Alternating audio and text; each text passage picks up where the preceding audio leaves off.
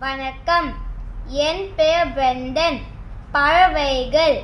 நான் ஓர் பறவையாக மாறினால் புறாவாக மாறுவேன். அவை அமைதியின் சின்னம். அது உயரமாக பறக்கும். புறாக்கள் புத்திசாலிகள். தூரத்திலிருந்தும் சரியாக வழியை கண்டுபிடித்து விடும். நான் புறாவாக இருந்தால் புர்ஜ் கலிஃபாவின் உச்சிக்கு பறப்பேன்.